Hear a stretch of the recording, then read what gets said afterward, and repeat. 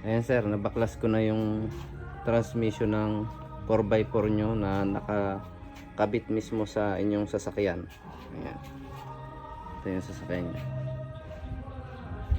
So, kumpirmado sir, walang na-mix na kahit anong pyesa ng 4x2 dito sa 4x4. At nakita ko na rin sir ang problema kung kaya hindi nag-i-engage sa 4th and 5th gear ito. Ayan. Kung mapapansin nyo sir, ito mga bago ito. Yung mga clutches nito. At maayos ang mga clutches nito. Ayan yan. Maayos yan. Halos bago. Gamit na pero bago pa yan. At saka dito sa loob, bago rin yon. Pero dito sa 4th and 5th gear, kung mapapansin nyo sir, ayan o, sunog.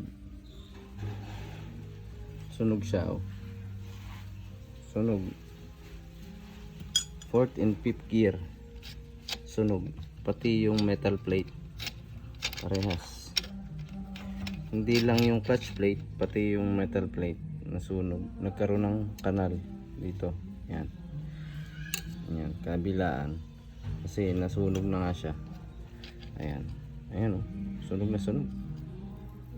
Hindi talaga mag-i-engage sa 4th and 5th gear ito. Ayan. Ayan. Ito medyo okay pa to. Pero yung ibang metal plate ay talagang hindi na rin maaari. Ayan. Ito. Sunog lahat. Mula yan dun sir sa simula. Simulan talagang sunog lahat. At dito naka-mesh ang gear niyan.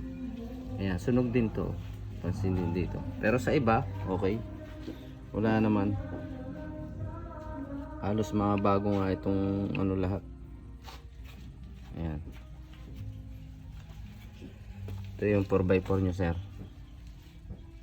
Ibang iba. Laki oh. Ito liit. Ayan oh. Ang liit yan sir. Ibang iba.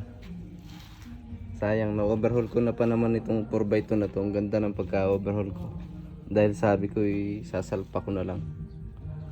So, yan. Laki. Kahit niya yung valve body, sir, ibang iba. Malaki ang valve body ng 4x4.